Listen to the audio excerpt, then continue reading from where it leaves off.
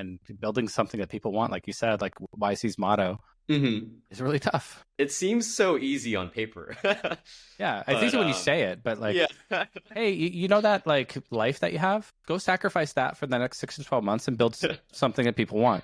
Yeah. Like, it's as simple as that. Go talk to people and build stuff that they need. And Yeah. hopefully you're narrow enough to find something that people lean forward and say, like, yeah, how much is this? Yeah. I think there was this PG essay where he had this line, it's like a paragraph on it where it's hard because in a free market, like someone would have thought of the idea and built it already.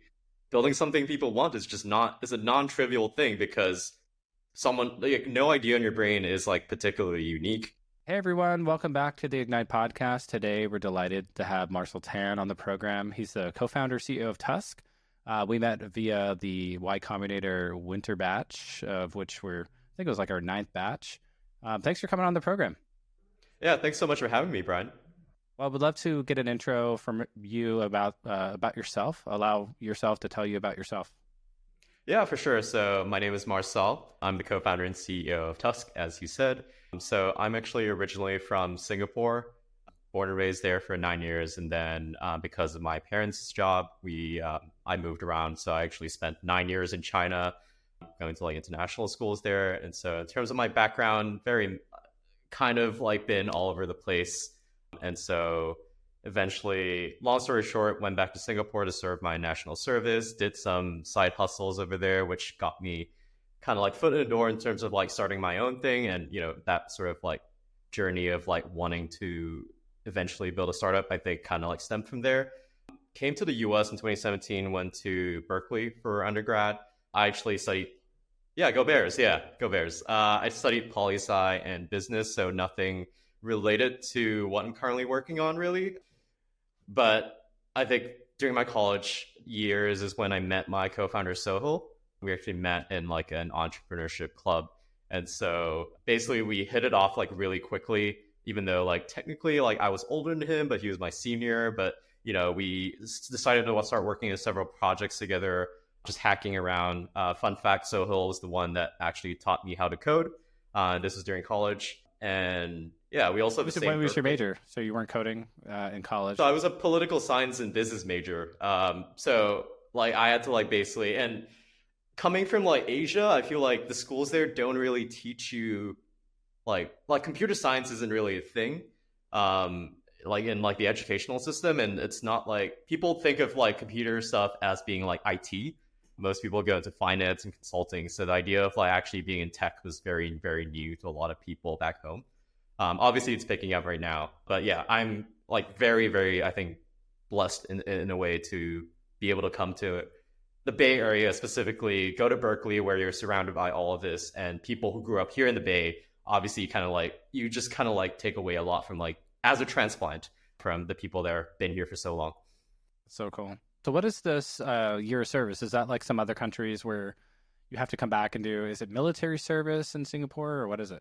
Yeah, so it's a mandatory national service. So you either serve, most people serve in the military, so Army, Navy, Air Force. It's a 2-year conscription. Every able-bodied male, like after your secondary schooling, you basically have to go off and serve your national service. It's for 2 years. Personally, I was in the Army, and then they transferred me over to the police force, where I became a commissioned officer there.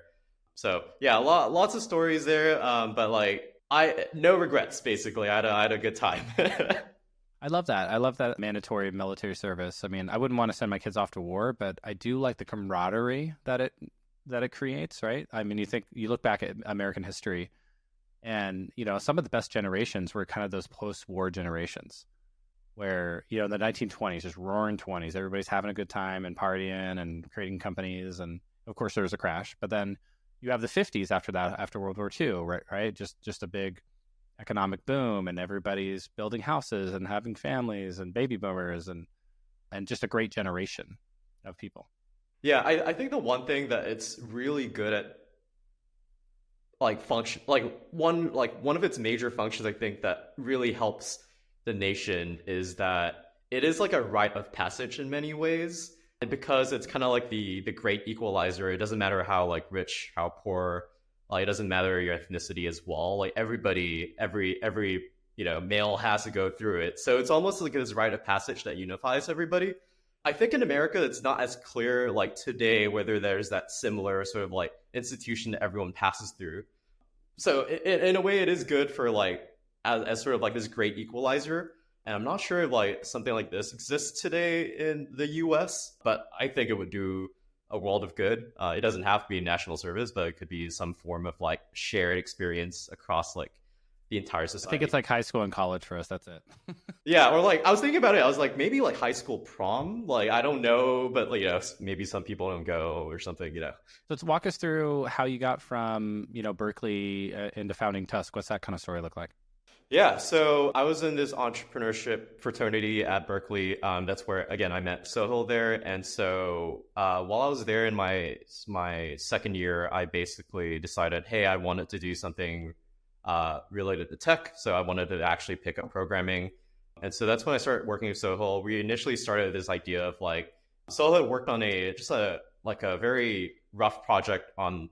And keep in mind, this is like 2018, right? So like back then, the whole like election of Trump, like kind of like made things like the whole idea was like political discourse and misinformation in the news. So that was very much the environment that we were in. So we were thinking, what if we could have like a news aggregator that would display news articles on the same topic from the sort of the more left-leaning angle, the more right-leaning angle, and the centrist angle, and just have it be like side by side almost, so that you can sort of juxtapose and see like the whole idea of like, if you want to know the truth, like listen to like 5 people's stories and like triangulate like where the truth is based on those different accounts. So we were doing that for a bit, and then we tried to do some sort of like news summarizer.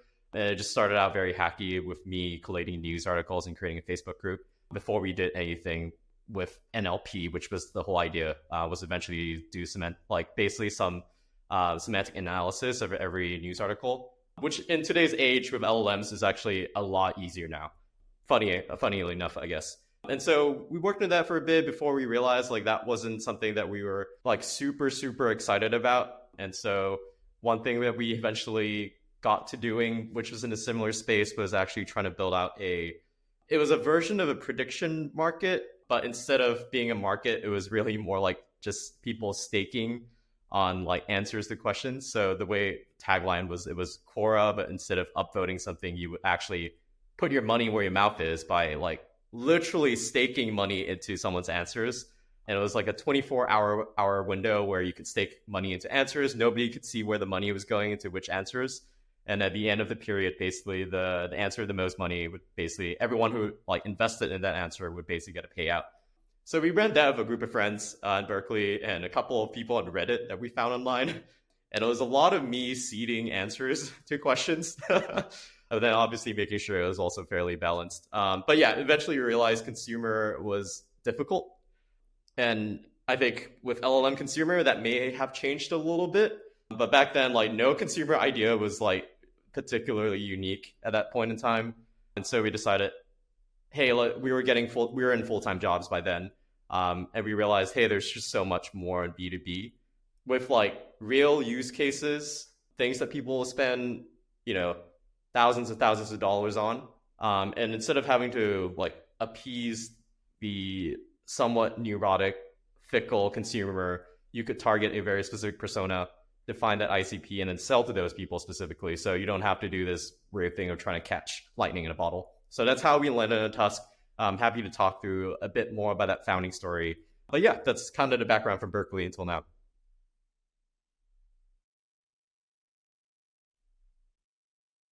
Yeah, so I was previously a PM at 6 Sense, which was a marketing AI company. So I previously worked for this company called Saleswell, which I know you're familiar with, which was another YC startup. And so we got acquired by 6 Sense. And so we were part of the 6 Sense team at that point. And so in about June of 2023, so last year, was when we actually had the original impetus to be like, hey, we actually want to do something in the space, because we'd been experimenting with GPT-3 since it came out, and we saw where this was going.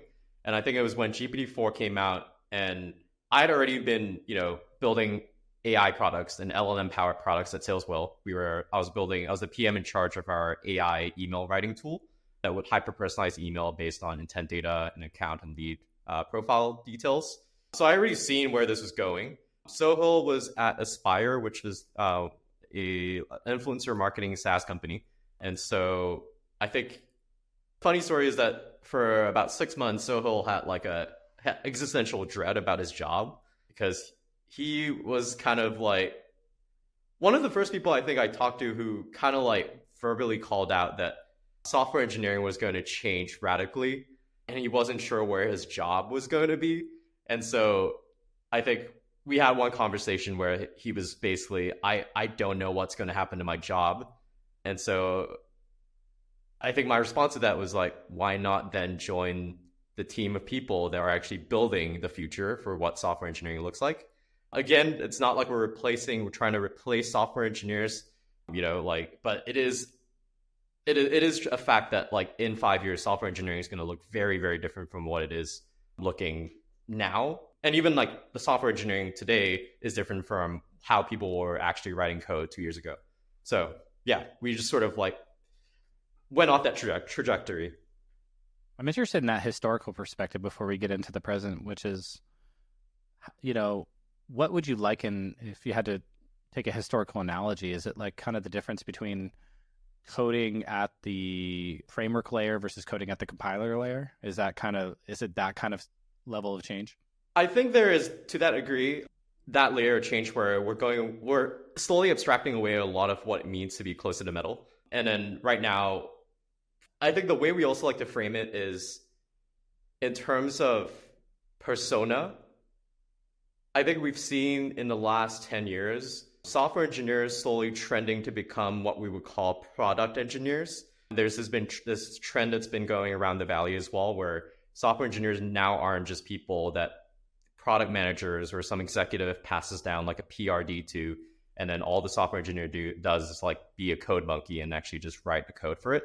So what we are seeing is that there's this trend where now engineers are owning product decisions.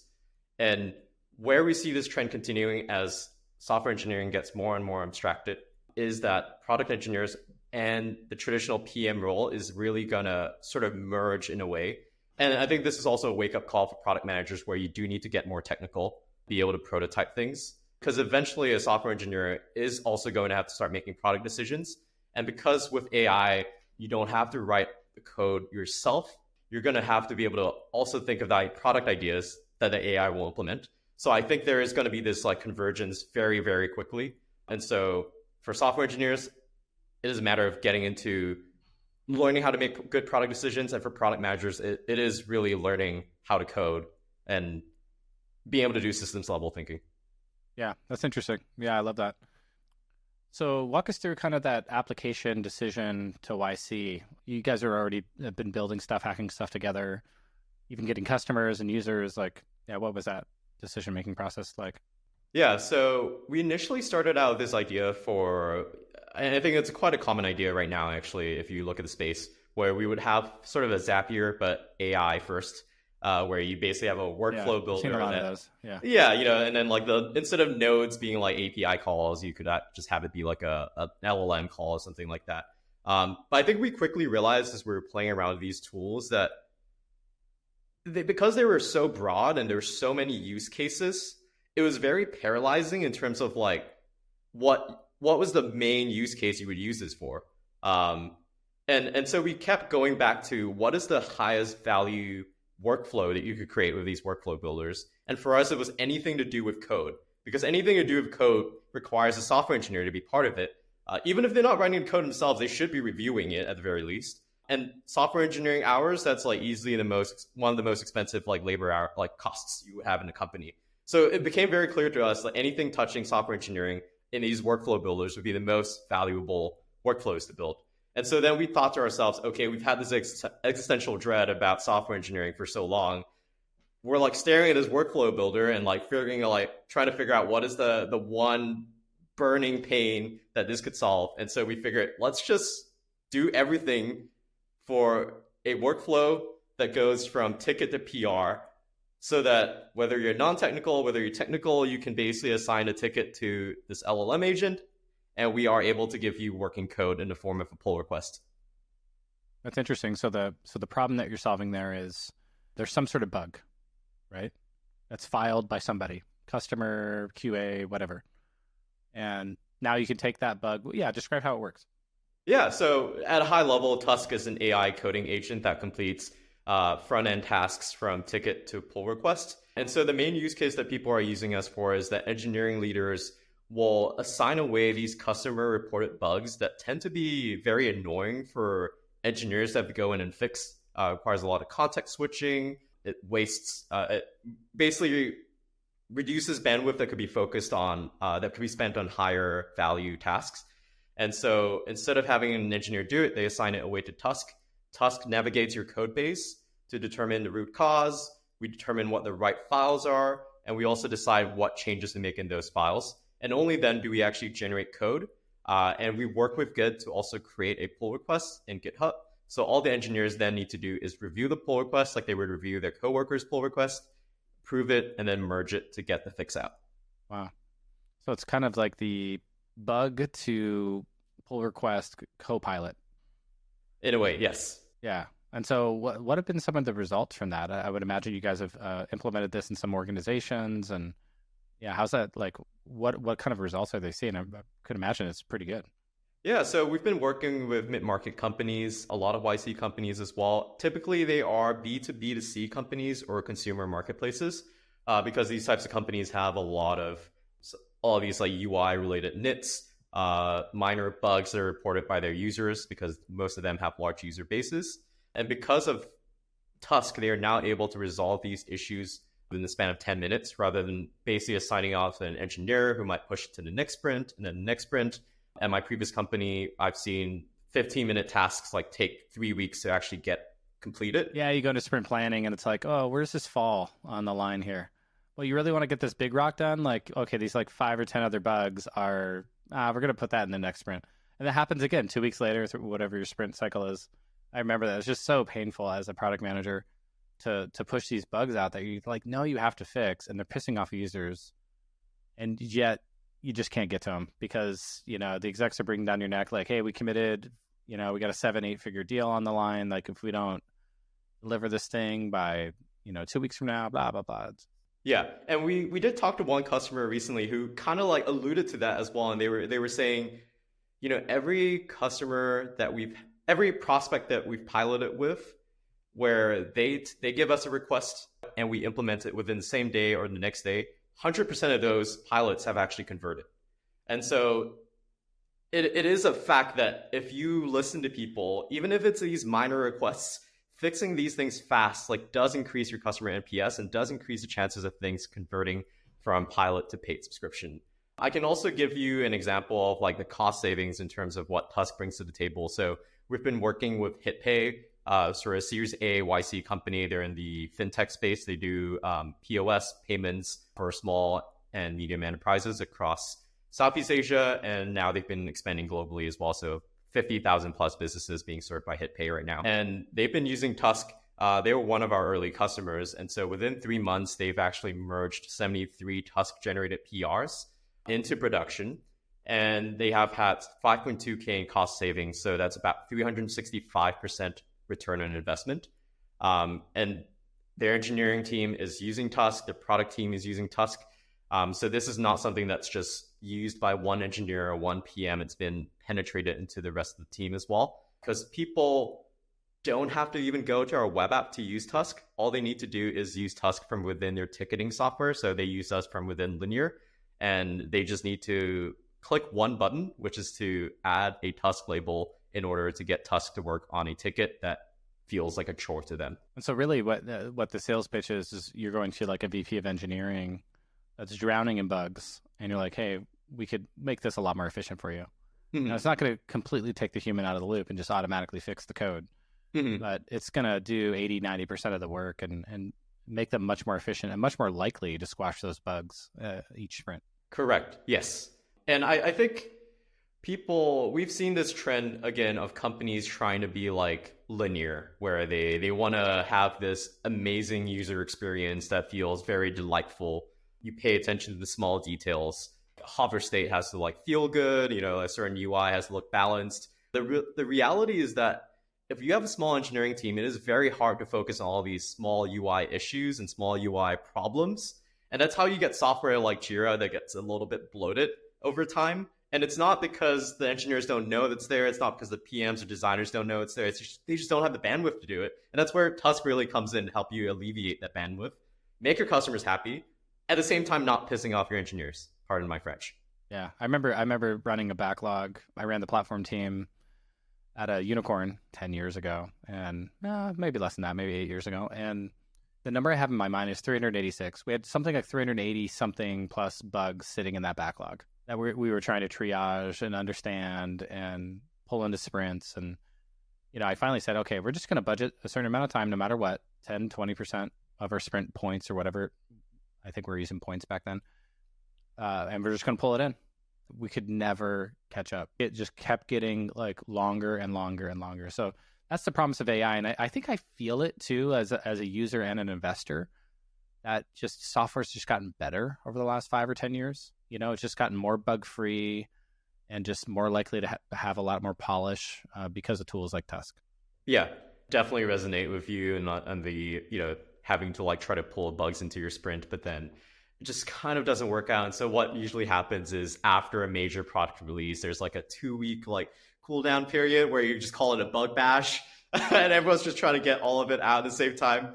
But like, you never get all of it done. No, it's always just whack-a-mole, just like triaging, just kind of, treading water, just try to stay above water and not drown. Looking forward, 5-10 years from now, like how do you see Tusk in the future? Yeah, so we are already making step-level improvements in code generation quality. So one of the big themes for us, especially as an agentic, we're taking an agentic approach to actually solving these bugs and generating code to fix refactor files, for example. So one of the biggest issues for us is making sure things are reliable.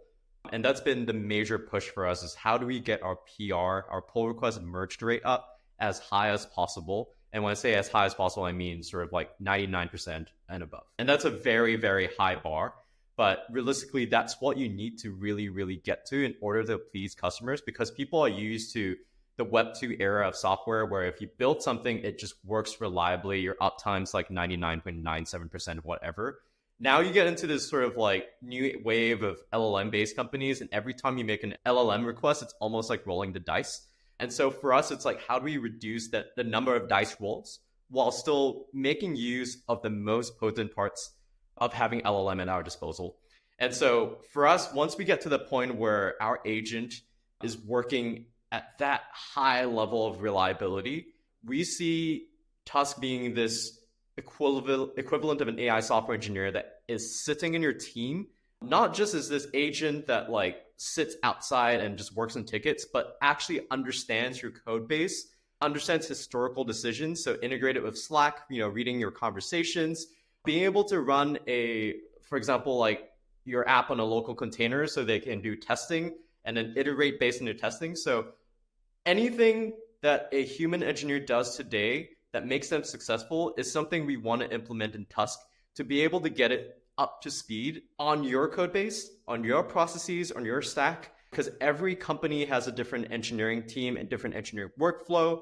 And so for us to be able to be this true AI software engineer, you can't just be sitting outside the team, integrated with a few tools. You do need to be very, very deeply embedded, almost like a coworker would feel like to a human engineer. I love that. There's lots of, I just did a podcast, the previous episode, where it was a founder asking me about getting funding and kind of going from 0 to 1, 0 to, first check-in maybe, or how do I get that first round of funding? If you're looking back at kind of going 0 to 1, what advice would you give founders kind of in that situation where they're just kind of getting started, they're starting to hack something together, maybe they just got their co-founder? Yeah, that's a great question. And it's something me and my co-founder Soho have been getting quite often, especially from like prospective, YC founders or people applying to YC, people who've had interviews. And they tend to ask me like, what do I do to get in? Or how do I, get like pre-seed funding? And I think our response has always been very, very simple and maybe boring, but it really is just build something and then talk to your users. Don't stress too much about getting the pre-seed funding. Obviously, like I empathize with that because For me, I'm an international founder, so it was definitely getting funding is kind of a stepping stone to being able to do this startup while on a visa in the US. So I entirely empathize with that. But I think stressing too much about getting funding so you can start something is a trap, because then all you're doing is optimizing for funding when you should just be building something that people want. And so that has been my main advice, is just build it, try to get customers, talk to people, apply to founder friendly accelerators like YC, obviously, talk to friends and family. But otherwise, if you build a great product and you show people that you can ship things fast and that you're commercial from an early stage, the money will come. That's exactly my advice too. Usually it's like, okay, what have you built? Oh, nothing? Then nobody's going to invest in your idea unless you're like a second or third time founder. Okay, like what have you built? Is it growing? Are you shipping fast? Are people paying for it? And are more and more people paying for it? And then, yeah, okay, you got that. Then you can either go raise a round of funding, or if you're first time founder, probably get into something like YC or one of the other accelerators. And then you'll come out and you'll be in a really good position to raise a small to medium sized round. And then you're off to the races. And then it's like, okay, can you get to the next milestone? And then the next. And every milestone, there's going to be new people along the way that will help you. Accelerators help you do a certain thing. And then these pre-seed seed investors help you do another thing. And then the Series A investors will help you do another thing. And that's the system works, and it has a high failure rate, but that's because innovation is tough. And building something that people want, like you said, like YC's motto, is really tough. It seems so easy on paper. Yeah, it's easy when you say it, but like, hey, you know that like life that you have? Go sacrifice that for the next 6 to 12 months and build something that people want. Like, it's as simple as that. Go talk to people and build stuff that they need. And hopefully you're narrow enough to find something that people lean forward and say, like, yeah, how much is this? I want to pay for it. Yeah, I think there was this PG essay where he had this line, it's like a paragraph on it, where it's hard because in a free market, like someone would have thought of the idea and built it already. So building something people want is a non-trivial thing, because someone, like, no idea in your brain is like particularly unique.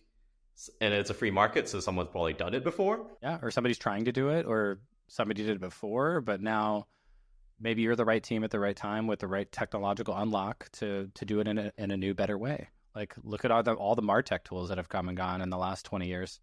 Billion-dollar companies come and go all the time across the landscape. And so why not you? Why not now? Just get started. Exactly. I love that.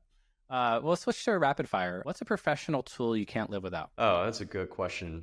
I've been using Apollo a lot recently for doing a lot of my outreach. Even for warm intros, it is surprisingly good, because I think the data quality has been very good. So I love the Chrome extension. When I'm on a LinkedIn page or on a company's website, I just it's already there. So all you need to do is just one click and I get all the information I need. I can quickly decide if they're their ideal customer profile. I can decide who I want to reach out to, and it's all like at my fingertips. So I do really, at this point in time, a very hard tool to go without, because it'd be a lot of clicking, going to LinkedIn, going to different pages, going to Crunchbase, which sometimes I still have to do, but like having all of that there while I'm on a website has been like a game changer. It's definitely saved me a lot of time as I'm like ramping up my outreach. I love that. What's one book that has influenced your professional mindset? What is that Dale Carnegie book? This is gonna like How to Win Friends and Influence People. Yeah. Yeah, I legitimately, I know it's like kind of probably a common answer, but I think it is like genuinely probably the biggest book for me, especially as someone who has to do more of the go-to-market motion right now, and someone who's an introvert by nature. It kind of unlocked something in me. I think I read it when I was 17. It's just made me a better conversationalist, made me better at connecting with people, which in this business right now is super, super helpful. Again, we're touching people's source code as part of being an AI coding agent. Engineering leaders, CTOs are not going to trust just anyone. So they want to know that we're trustworthy, that we're competent, that we're keeping their code secure. And so being able to show that is super, super important. And that book, for example, like, I think a lot of people have this first impression where it's like, oh, it sounds kind of snaky, sleazy, salesy. Yeah. Yeah. But when you read into it, it's just like, this is how you be a good, competent, warm, trustworthy person. This is just how to interact with people in a natural, friendly way. That's all he's teaching you. It's like, just be cool, man. Yeah. If somebody wrote that book today, it'd be like Mark Manson, the what was that book? He would write a book, just it would be called Just Be Cool, Man. Yeah, just be cool. What's one habit that makes you more productive as an entrepreneur? This is something that I've gotten into recently as I have started Tusk is boxing. Time boxing, tasks, Oh, no. Like literal boxing. like physical. Oh, nice. Just to keep up your physical stamina and Yeah, I would say I box 2, 3 times a week, and it's great as an outlet for dealing with stress. Every time I box and come back to work, I feel way more energized. wow. Just regular old with the gloves and the bag, headgear, boxing. Exactly. You actually get in there and spar with people? I'm not sparring right now, but we're doing combos where obviously you're catching and throwing. But yeah, I think it was a game changer for me in terms of like keeping my energy levels up and just being focused and zoned into work. Yeah, whenever I feel like my productivity is slipping, I actually just go and box. Ah, I love that. I remember doing a Thai kickboxing class. I did a handful of those classes, and I couldn't, literally the next day, I couldn't wash my hair. I couldn't lift up my arms high enough. I had to like tilt my head over to wash my hair. Just everything was sore. Yeah, relatable. What's the favorite app on your phone right now? Oh, good question. I'm gonna quickly look through right now. I feel like I don't really have one off the top of my head. Let me see. I think the one I use the most is my Google feed. Besides, like, obviously, like social media and stuff like that, but I use the Google Discover feed. That's kind of like my main, like, find articles to read and stuff. I mean, besides the one for the ones for work, like LinkedIn, Twitter, obviously, I do like the Aura Ring app. I know this is like leaning very much into health nowadays. I think about it, but yeah, it's super helpful for like just. Why did you do the Aura Ring versus like the Fitbit or one of the other ones? Oh, I think it's because I was able to get an Aura Ring through YC. Oh, okay, it's like a deal or something. Yeah, so that was helpful. But yeah, the sleep tracking is great. I didn't realize how little I was sleeping for a while until I got it, and now I'm just way more cognizant of it. So yeah, that's been. Yeah, like same. I've been using the Fitbit now for 10 years, and I prefer it because I play basketball and I can't really wear a ring when I play basketball. But yeah, just kind of teaches you like, oh yeah, maybe I shouldn't have had that third beer last night. You know, like yeah, my heart rate variability tanked, or you know, like oh yeah, I shouldn't have stayed up and played that last video game at midnight. You know, like stuff like that. It's just like you kind of learn like little things about you, or oh yeah, I did eat too much yesterday. That's impacting my health. Anyway, what's the best piece of advice you've ever received? That's a good one. Let me think. Oh, I think it was my high school teacher and my English high school teacher. I think he told us a story once. His name is DJ. He was telling us a story about how he went to complain to the head of department once about maybe it was another teacher and something they were doing. And so he, was all angry, knocked on the office door, like, strutted in, like, obviously, like, fuming, and just went off about this other person. Halfway through, the head of the department stopped him and basically asked him, DJ, are you here to rent, or are you here to come to me with a solution? Yeah, are you venting or are you trying to solve this thing? Yeah. Exactly. Yeah. And that was a story he told us, and basically said, hey, it is okay to vent. It is okay to rant about something if you need to get it off your chest. But if you want to be productive, come to me with a solution. And that's something I think about quite often. And I try to bifurcate it between the two. So even with my co-founder, for example, if I'm not happy with something, I just make it very clear, hey, this is just me ranting about it. I just need to get it off my chest, and then we're good.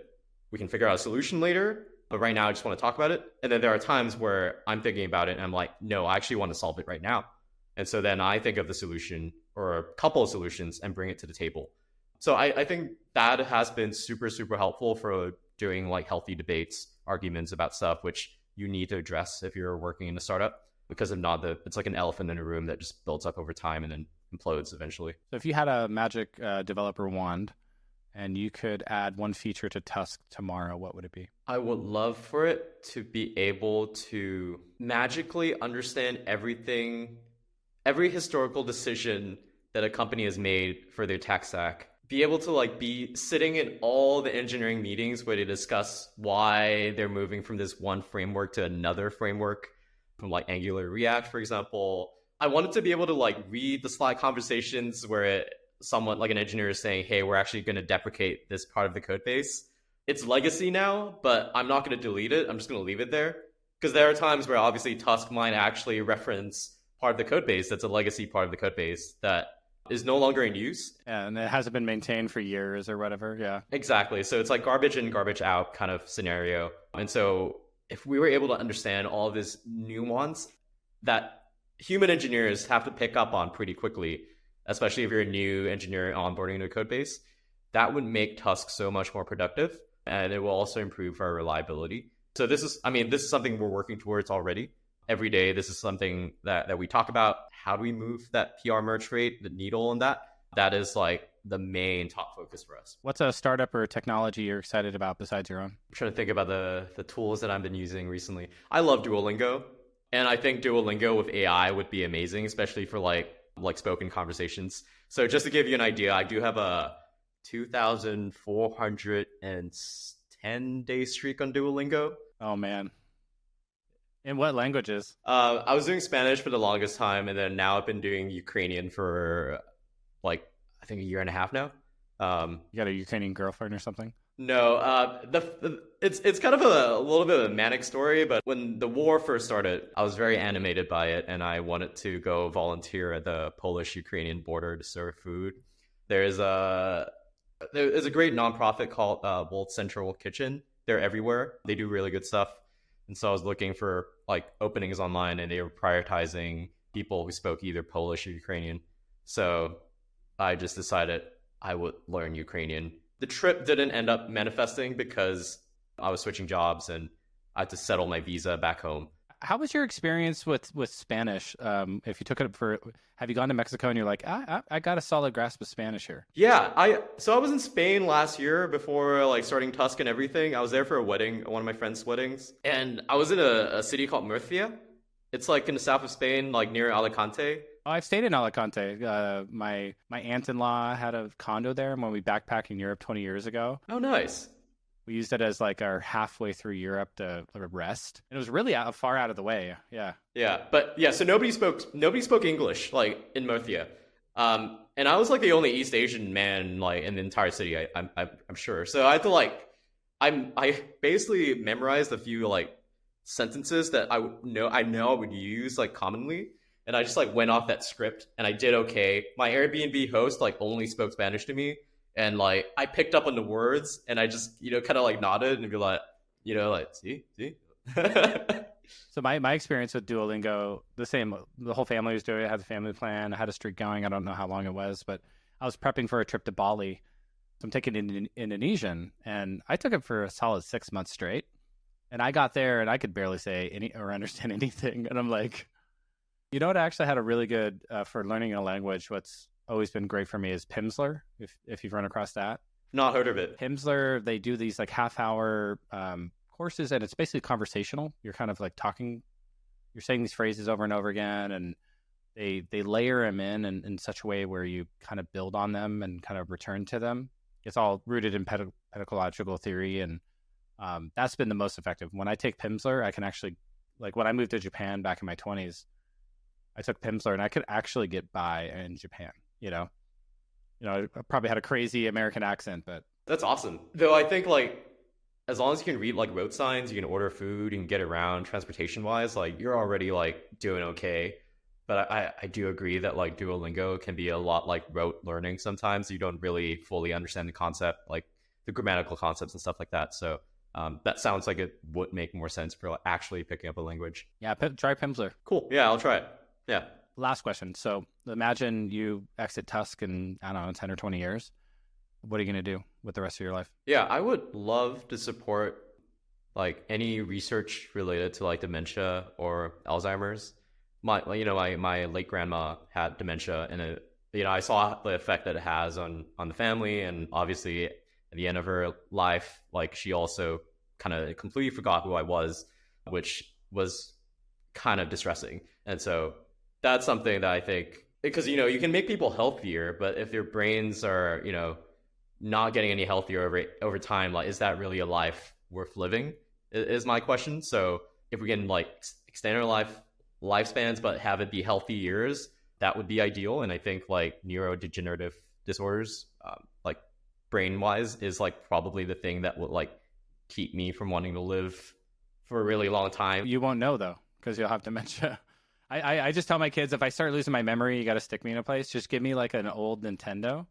You just play the same game over and over. Yeah. Yeah, and well, like, because like, like I'll just be like, oh yeah, like it's like muscle memory, and I'll just be having fun. I'll feel like a kid probably. So that's what I told my wife and my kids anyway. But yeah, I feel yeah, I've had some family members suffer from that and other degenerative diseases. It's always really rough. So yeah, I think there was a point in time where I was also reading a lot of research, a lot of papers on it. So that's something I've always been invested in. Yeah, who knows? Maybe I'll get into it at some point. Yeah, the Marcel Tan, Foundation for Alzheimer's and Dementia. Anyway, thanks so much for coming on the program. Where can people find out more about Tusk? Yeah, so you can go to usetusk.ai. So USE Tusk, like an elephant's tusk.ai. You can sign up for a free plan, and then if everything's a fit, me personally, I will actually reach out to personally onboard you. You can also just reach out to me directly. My email is marcel@usetusk.ai, and I read every single email and will be happily onboarding people as well, in person or over Zoom, however you like it. Awesome. Thanks so much, Marcel. Thank you so much, Brian. Appreciate you. Yeah, likewise.